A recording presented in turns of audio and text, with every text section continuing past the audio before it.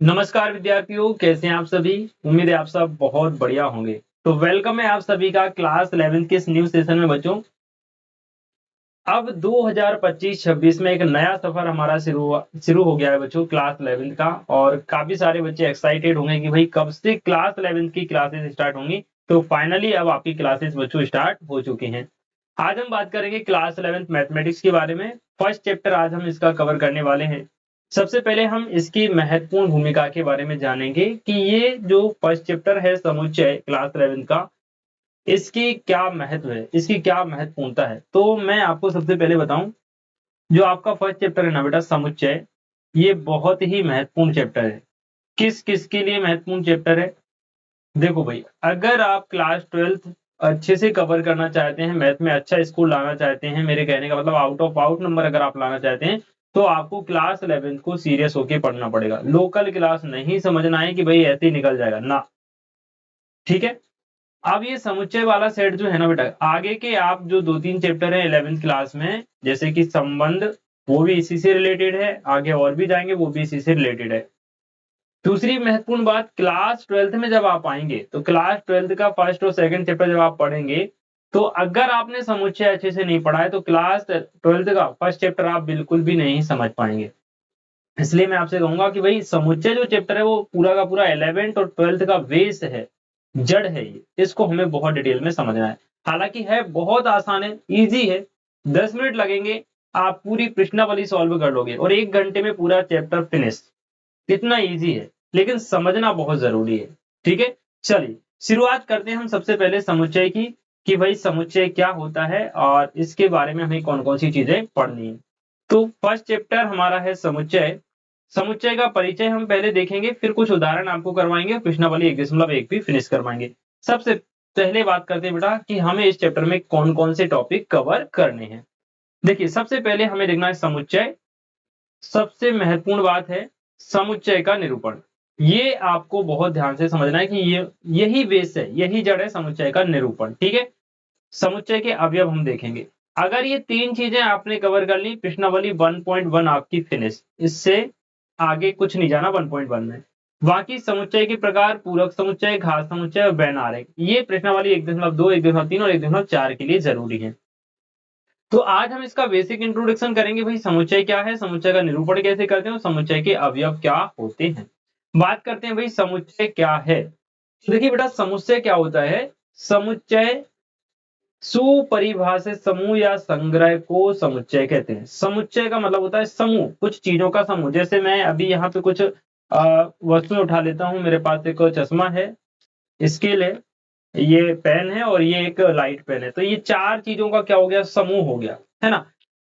अब समूह को जब हम सुपरिभाषित कर देते हैं, सुपरिभाषित का मतलब उसकी एक कुछ निश्चित डेफिनेशन हो जाती है, तो उसको समुच्चय कहा जाता है। जैसे अभी भाई इनकी आप क्या डेफिनेशन दोगे, इनकी तो कोई ऑब्जेक्ट है ये तो, बट कुछ निश्चित इनके बारे में कहा जाए कि भाई ये क्या चीज है।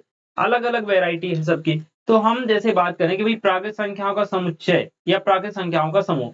अगर आपसे मैं पूछूं कि भाई प्राकृत संख्या किसे कहते हैं, तो आप क्या कहेंगे, 1 2 3 4 से लेके अनंत तक जो संख्या होती है वो प्राकृत संख्या होंगी। किसी दूसरे व्यक्ति से पूछेंगे, वो भी यही कहेगा। मतलब प्राकृत संख्याओं की अपने आप में एक परिभाषा है। और प्राकृत संख्याओं की क्या परिभाषा होती है। सबसे पहले तो हम प्राकृत संख्याओं को कैपिटल एन से दर्शाते हैं, क्योंकि इनको नेचुरल नंबर कहा जाता है। ठीक है। अब प्राकृत संख्या क्या होती है, जैसे 1 2 3 4 5 से लेके अनंत तक। तो ये जो पूरा कलेक्शन दिख रहा है, पूरा ग्रुप दिख रहा है, ये समुच्चय कहलाता है, प्राकृत संख्याओं का समुच्चय। ठीक। दूसरा बोला पूर्णांकों का समुच्चय। भाई पूर्णांकों के समुच्चय को हम जेड से दर्शाते हैं। और पूर्णांकों का जो समुच्चय होता है उसमें माइनस की संख्याएं आती हैं और प्लस की संख्याएं आती हैं। तो ये अपने आप में एक समुच्चय है। पूर्णांकों में जितनी भी संख्याएं हैं उन सबको हम कलेक्ट कर लें, इकट्ठा कर लें, तो वो समुच्चय कहलाएगा। क्योंकि उनकी अपने आप में एक डेफिनेशन है कि भाई पूर्णांकों में केवल माइनस की संख्या आएंगी और प्लस की संख्या आएंगी। बात समझे। तो इसमें हम क्या लिख सकते हैं भाई, माइनस इनफाइनाइट से डॉट डॉट करके -3 हो गया, -2 हो गया, -1 हो गया, 0 हो गया, 1 हो गया, 2 हो गया, 3 हो गया और डॉट डॉट करके प्लस इनफाइनाइट। ठीक है, इस प्रकार से। अब अगर मैं आपसे कहूं कि भाई अंग्रेजी वर्णमाला के अक्षरों का समूह या अंग्रेजी वर्णमाला के स्वरों का समूह, तो आपको पता है कि भाई अंग्रेजी वर्णमाला में केवल 5 स्वर होते हैं। ए होता है, ई होता है, आई होता है और ओ और यू। ठीक है।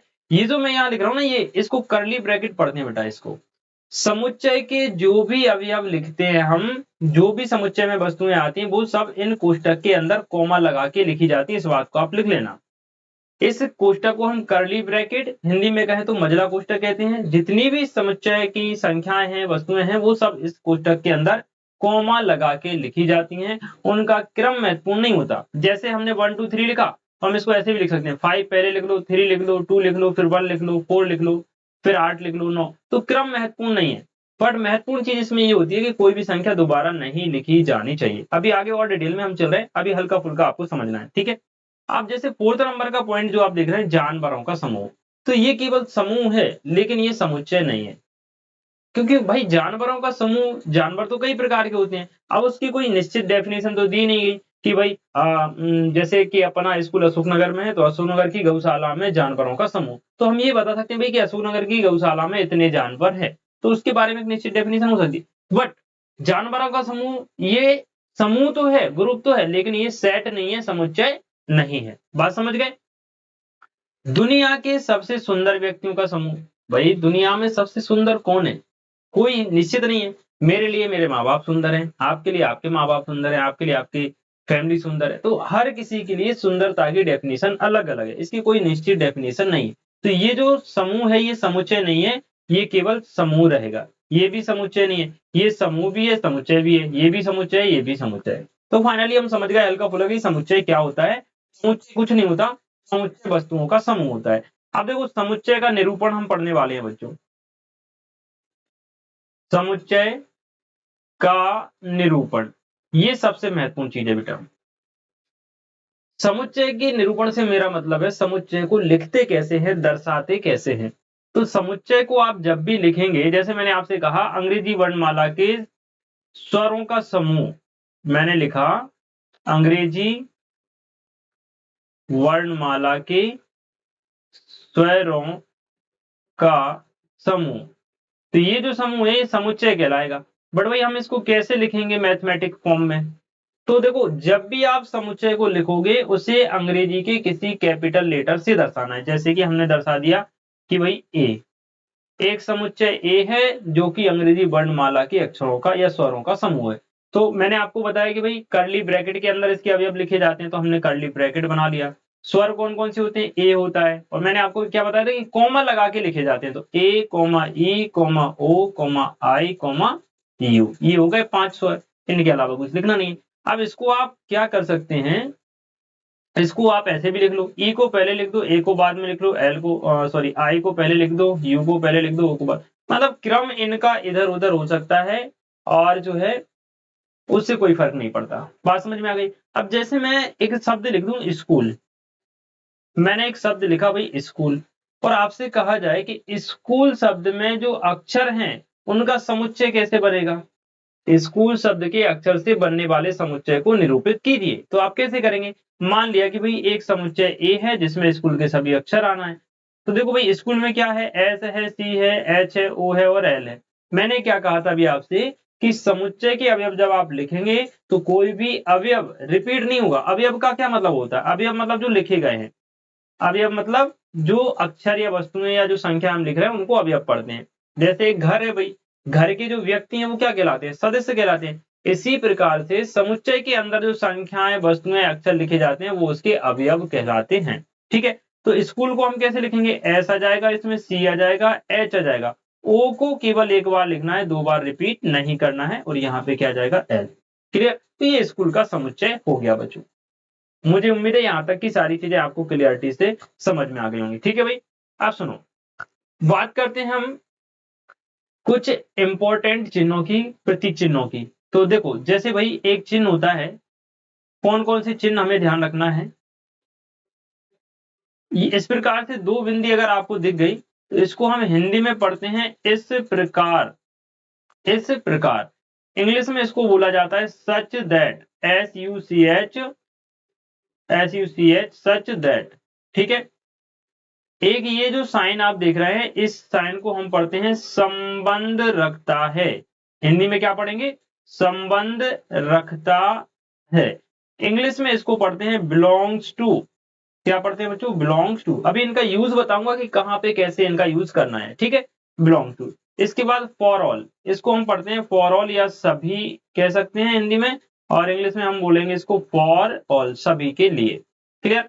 ये कुछ इंपॉर्टेंट नोटेशन है। बाकी ये आप जानती हैं, ये इक्वल का साइन है, ये ग्रेटर देन का, ये लेस देन है, ये ग्रेटर देन इक्वल है और ये लेस देन इक्वल है। ये सारी चीजें आपको पहले से आती है। अब हम बात करते हैं समुच्चय के निरूपण की, कि भाई समुच्चय का जो निरूपण है वो किस प्रकार से किया जाता है बच्चों। यहाँ तक की सारी चीजें क्लियर है, एक बार मुझे कमेंट सेक्शन में जरूर बताइएगा। और अगर आपको पढ़ना अच्छा लग रहा है ना बेटा, तो इस वीडियो को अपने दोस्तों के साथ शेयर जरूर करना है, ठीक है। सुनो, अब हम समुच्चय के निरूपण को दर्शाते हैं।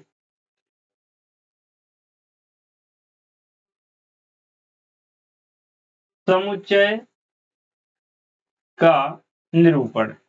देखो बेटा, समुच्चय का जो निरूपण है ना, दो प्रकार से किया जाता है। कौन कौन से दो प्रकार होते हैं भाई?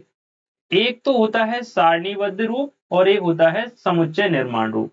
देखना भाई, सारणीबद्ध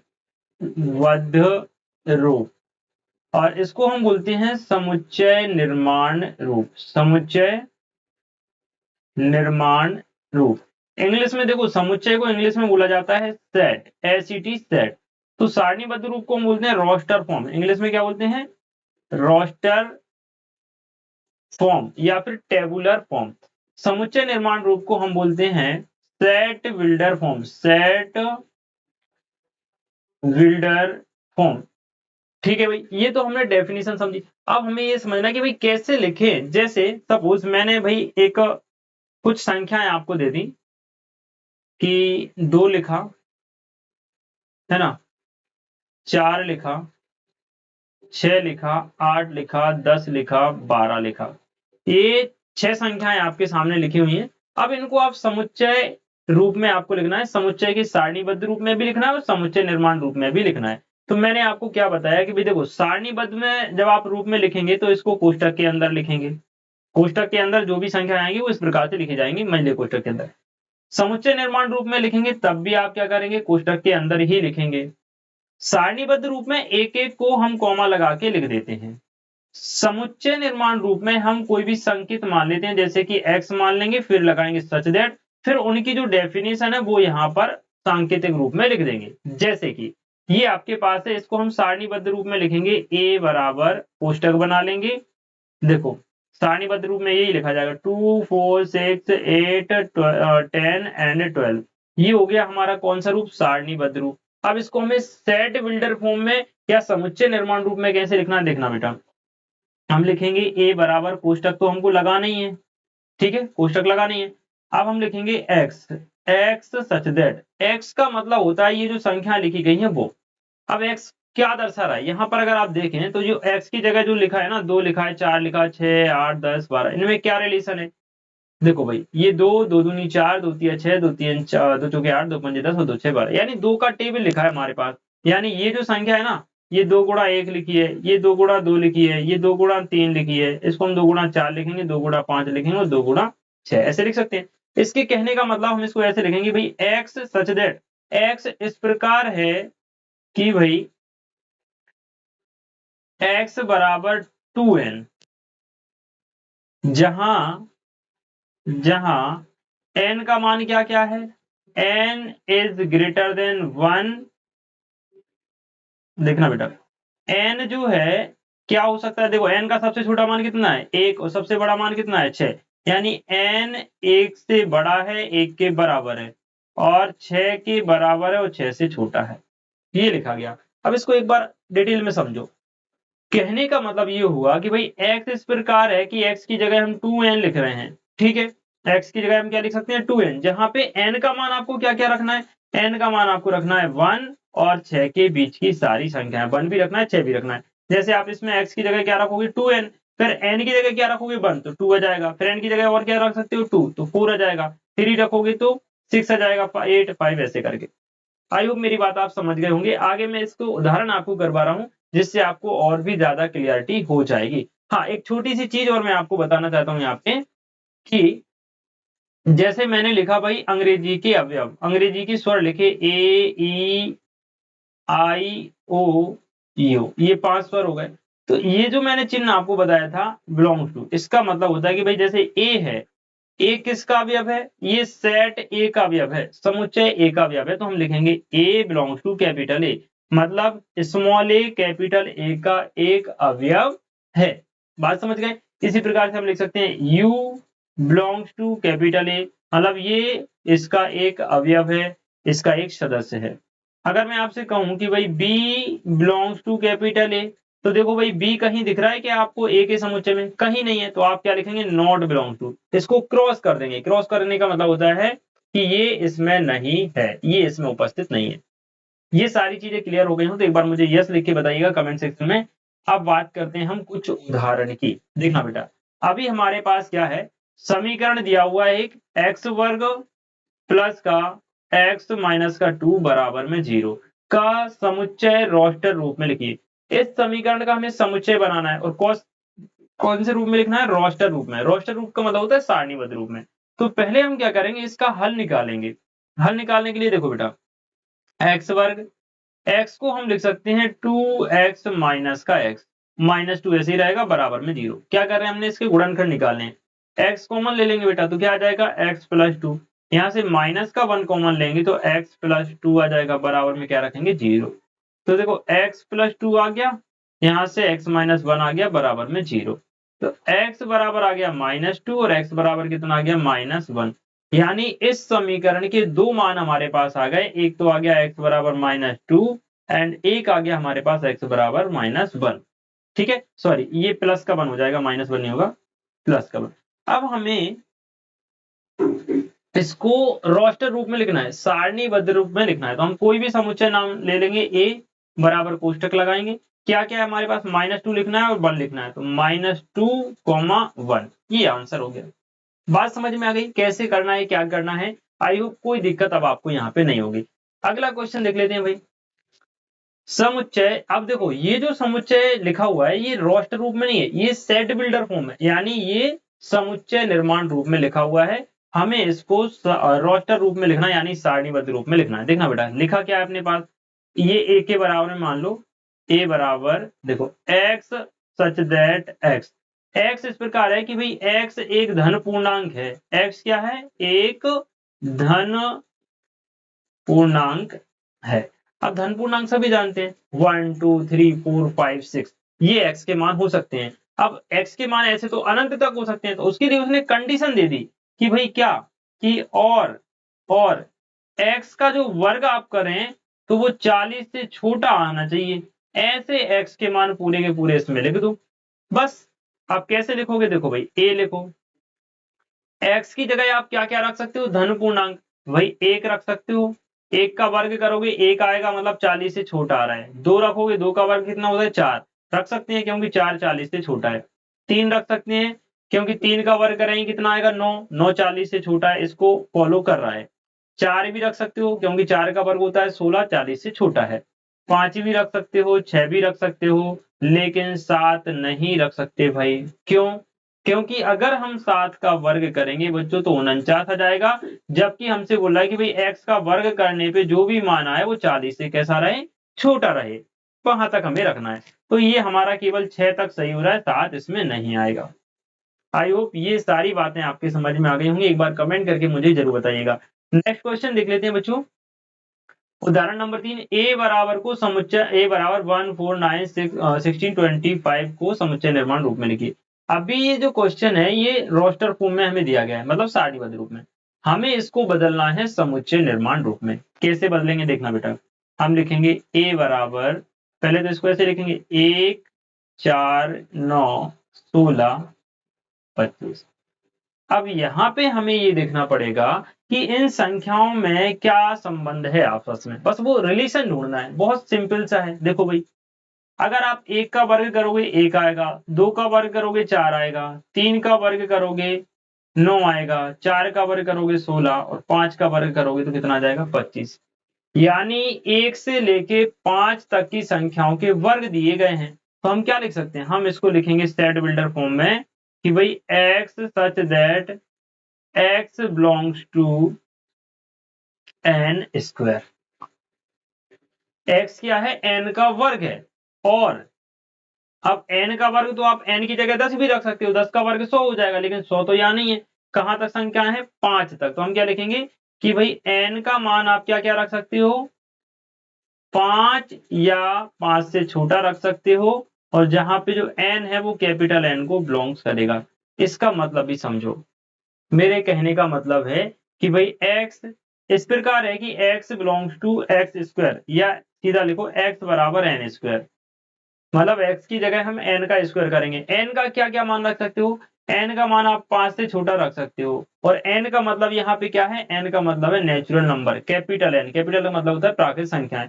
n की जगह आप -1 नहीं रख सकते, n की जगह आप -2 नहीं रख सकते। ठीक है, बात समझ में आ रही है?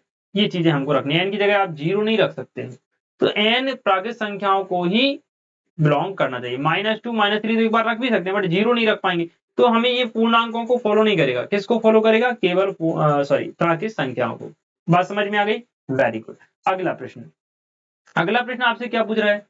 समुच्चय 1/2, 2/3, 3/4, 4/5, 5/6, 6/7 को समुच्चय निर्माण रूप में लिखिए। बहुत सिंपल सा क्वेश्चन है। देखो भाई, देखने में लग रहा है बड़ा भारी भरकम, लेकिन आप जब प्रैक्टिस कर लेंगे ना 2-3 क्वेश्चन, तो आपका दिमाग खुल जाएगा। आप कहेंगे सर बस आप हमको बता दीजिए, कर हम लेंगे। ये सारी चीजें आप खुद से कर पाएंगे। थोड़े से 1-2 क्वेश्चन आप प्रैक्टिस कर लीजिए, बस बहुत आसान है। अब दिखने में तो बड़ा भारी भरकम लग रहा है कि भाई कैसे लिखेंगे, लेकिन मैं अगर आपको बताऊं, बहुत सिंपल सा है बेटा। देखना, थोड़ा सा ध्यान दो। ऊपर अगर आप संख्या देखें तो 1 2 3 4 5 6 तक संख्या लिखी है। लिखी है कि नहीं? बिल्कुल लिखी है सर। ऊपर पूरी की पूरी 1 से लेके 6 तक प्राकृतिक संख्या लिखी है, और नीचे क्या लिखी है? 2 से लेके 2 3 4 5 6। मतलब हम इसको ऐसे लिख सकते हैं कि भाई एक्स सच दैट, एक्स इस प्रकार है कि एक्स बराबर कैसा लिखा है? ऊपर लिखा है n, और नीचे क्या लिखा है? n+1। देखो भाई, जैसे ये लिखा है 1, 1+1 कितना हो जाएगा? 2, 2 लिखा है 2+1 कितना हो जाएगा? 3, 3 लिखा है 3+1 4, 4+1 5, 5+1 6, 6+1 7। बन रहा है कि नहीं? अब लेकिन n की जगह अगर आपने इतना छोड़ दिया, तो इसका मतलब है कि भाई इस n की जगह आप 10 भी रख सकते हो, 20 भी रख सकते हो, तो वो तो नहीं चलेगा। हमें केवल 6 तक रखना है n का मान। ठीक है, तो हम क्या लिखेंगे?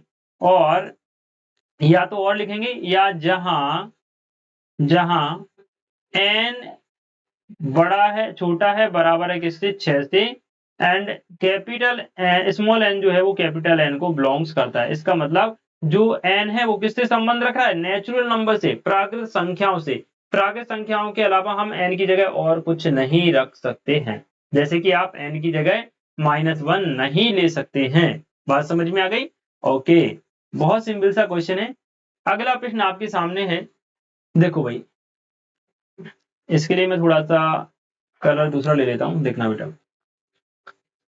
बाईं ओर रोस्टर रूप में वर्णित प्रत्येक समुच्चय का दाईं ओर समुच्चय निर्माण में वर्णित समुच्चय से सही मिलान करना है। सही मिलान बस हमको करना है। देखो, जोड़ी मिलाना है। यहाँ क्या लिखा है? प्रिंसिपल। तो प्रिंसिपल देखो भाई, प्रिंसिपल ये इस तरफ क्या है?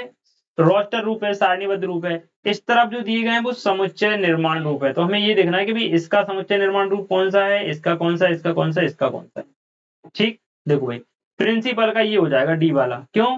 एक्स जेट एक्स, एक्स क्या है? शब्द प्रिंसिपल का एक अक्षर है। तो यहाँ जितने भी अक्षर हैं वो शब्द प्रिंसिपल के ही अक्षर हैं। ठीक, दूसरे में देखो जीरो, तो जीरो का किससे मिलेगा? देखना बेटा,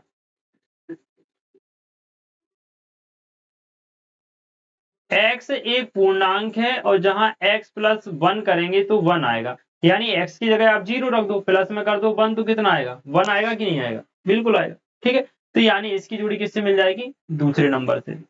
तीसरा देखो, 1 2 3 6 9 18। देखो, x एक धन पूर्णांक है और 18 का भाजक है, तो ये धन पूर्णांक भी है, साथ ही साथ इसका भी 18 में ही भाग जाएगा, इसका भी 18 में भाग जाएगा, इसका पूरी संख्याओं का 18 में भाग चला जाएगा। अगला देखो, 3, -3, तो x² - 9 बराबर 0 आना चाहिए। मतलब आपसे बोल रहा है कि भाई x² - 9 करो तो 0 आना चाहिए। आप -3 का वर्ग कर दो, -9, तब भी क्या आएगा? 0। और प्लस के 3 का वर्ग कर दो, -9 कर दो, तब भी क्या आएगा? 0। यानी इसका समुच्चय निर्माण क्या हो गया? ये वाला हो गया। बात समझ में आई कि नहीं? चलिए भाई, बहुत बढ़िया। उम्मीद है यहाँ तक की सारी चीजें बच्चों आपको अच्छे से क्लियर हो गई होंगी। ठीक है, अब आपके सामने है प्रश्नावली 1.1, फटाफट से हम इसको देख लेते हैं। इसमें आपको ये बताना है कि समुच्चय कौन कौन से हैं और कौन कौन से समुच्चय नहीं है। देखो भाई, जे अक्षर से प्रारंभ होने वाले वर्ष के महीनों का संग्रह ये समुच्चय है। तो जो है उसके लिए मैं राइट लगाऊंगा, जो नहीं है उसके लिए रॉन्ग लगाऊंगा। ठीक है क्यों? देखो, जे अक्षर से हमें ये पता है कि भाई साल में केवल 12 महीने होते हैं। अब 12 महीने में भी 2 या 3 ऐसे महीने होते हैं जैसे कि जनवरी, जून और जुलाई, जो जी अक्षर से प्रारंभ होते हैं। तो मतलब इसके बारे में हम निश्चित रूप से कह सकते हैं। ठीक है, ये समुच्चय हो जाएगा। भारत के 10 सबसे अधिक प्रतिभाशाली लेखकों का संग्रह ये समुच्चय नहीं है, क्योंकि भाई देखो, इसकी कोई निश्चित डेफिनेशन नहीं है। प्रतिभाशाली 10 किसको माने हम? अपने आप में सब प्रतिभाशाली है। ठीक है, तो ये गलत है। विश्व के सर्वश्रेष्ठ 11 बल्लेबाजों का संग्रह बिल्कुल नहीं, ये भी समुच्चय नहीं कहलाएगा। समुच्चय का मतलब है कि भाई 11 यही होना चाहिए, इनके अलावा फिर सर्वश्रेष्ठ दूसरा हो ही ना।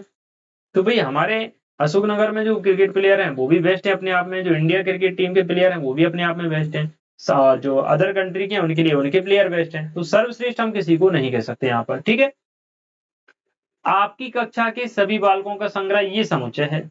क्यों है भाई? क्योंकि इसमें उन्होंने एक कंडीशन दे दी आपकी। केवल कक्षा लिख देता ना तो वहां पे फिर बात निश्चित नहीं थी कि भाई किस कक्षा की बात कर रहा है, कौन से स्कूल की। आपकी मतलब आज जैसे मैंने आपसे पूछा कि भाई आपकी कक्षा के सभी बालकों का संग्रह, तो आप जैसे क्लास 11th में पढ़ रहे हो तो आप मुझे बता दोगे कि सर हाँ, हमारी कक्षा में 50 विद्यार्थी हैं या फिर 25 विद्यार्थी हैं और उन सभी के नाम भी ऑलमोस्ट आपको याद होंगे क्योंकि हमारी क्लास है यार। ठीक है, तो ये समुच्चय है। 100 से कम सभी प्राकृत संख्याओं का संग्रह बिल्कुल समुच्चय हो जाएगा, ये राइट है। क्यों? क्योंकि हमें पता है ना 100 से कम प्राकृत संख्याएं क्या होती हैं, 1 से लेकर 99 तक, माने जिनके बारे में हम निश्चित रूप से कह सकते हैं वो समुच्चय, अन्यथा समुच्चय नहीं। ठीक है, देखो भाई, लेखक प्रेमचंद्र द्वारा लिखित उपन्यासों का संग्रह समुच्चय हो जाएगा, क्योंकि प्रेमचंद्र ने जो उपन्यास लिखे हैं उनकी अपने आप में परिभाषा है। निश्चित लिखे होंगे, 10 लिखे होंगे, 20 लिखे होंगे, 30 लिखे होंगे, उन सभी के अपने अपने नाम भी होंगे। तो उनके बारे में बता सकते हैं कि ये जो लेखक ये जो पुस्तक है ये लेखक प्रेमचंद्र की है। ठीक है, तो इसके बारे में कहा जा सकता है। अगला देखिए, सभी समपूर्णांकों का संग्रह। भाई समपूर्णांक क्या होते हैं? 2, 4, 6, 8, -2, -6, -8। तो समपूर्णांक अपने आप में निश्चित हैं। ठीक है, तो ये भी आपका क्या कहलाएगा? समुच्चय कहलाएगा। हालांकि ये अपरिमित समुच्चय होगा, उसके बारे में हम आगे बात करेंगे, बट ये समुच्चय होगा। इस अध्याय में आने वाले प्रश्नों का संग्रह, ये भी समुच्चय है भाई। आप 11th क्लास का मैथ निकालिए, फर्स्ट चैप्टर देखिए, आप उसमें काउंट करके बता सकते हो कि भाई इतने प्रश्न इस सवाल में हैं। समझ में आ गई बात? ओके। विश्व के सबसे अधिक खतरनाक जानवरों का संग्रह ये समुच्चय नहीं है, क्योंकि हमें पता नहीं कि सबसे ज्यादा खतरनाक जानवर कौन सा है। शेर अपने आप में खतरनाक है, सांप अपने आप में खतरनाक है, चींटी अपने आप में खतरनाक है। तो है ना, खतरनाक की कोई डेफिनेशन नहीं है यहाँ पर, तो ये समुच्चय नहीं होगा। आई होप मेरी बात आप समझ चुके होंगे। ठीक है, अब चलिए, अब मैं आपको होमवर्क दे रहा हूँ। बहुत सिंपल सिंपल से क्वेश्चन है, एक क्वेश्चन करके बता रहा हूँ, बाकी आप खुद करेंगे। ठीक है, ए बराबर आपको दिया 1 2 3 4 5 6, रिक्त स्थानों में आपको या तो बिलोंग टू, इसको पढ़ते हैं नॉट बिलोंग टू। ठीक है, अब जैसे दिख रहा है भाई 5, अब 5 देखो ए में है क्या? बिल्कुल है, तो इसमें आप क्या भरेंगे? बिलोंग टू भरेंगे। 8 देखो ए में है क्या? ए में जो समुच्चय है उसमें 8 कहीं नहीं है, तो इसमें आप क्या भरेंगे? Not belong to. तो बाकी आपको खुद से भरना है, मेरी बात आप समझ गए होंगे। अगला प्रश्न देख लो फटाफट से। हाँ जी भाई, रोस्टर रूप में आपको लिखना है। तो फिलहाल मैं ये क्वेश्चन मैं आपको होमवर्क में दे रहा हूँ, कल जो वीडियो आएगी उसमें इनका सॉल्यूशन आपको बताऊंगा, क्योंकि वीडियो बहुत ज्यादा लंबा हो जाएगा बच्चों। ठीक है, तो आज की वीडियो में इतना ही। इन क्वेश्चन को आप खुद से करके देखें, अदरवाइज कल जो वीडियो आएगी उसमें आपको इसका सॉल्यूशन भी मिल जाएगा प्यारे बच्चों। उम्मीद है ये वीडियो आपको अच्छी लगी होगी, काफी कुछ सीखने को आपको मिला होगा। एक बार मुझे कमेंट करके अपना फीडबैक जरूर देना कि हाँ सर, आज की इस क्लास से हम काफी कुछ सीखे हैं। ठीक है, इसी प्रकार से डेली बेसिस पर आपको वीडियोस मिलेंगी और फिर धीरे धीरे हम लाइव भी आएंगे, तो उसके लिए आपको अलग से बता दिया जाएगा। ठीक है जी, जय हिंद, नमस्कार, खुश रहें, मस्त रहें, बाकी पढ़ते रहें। Love you all.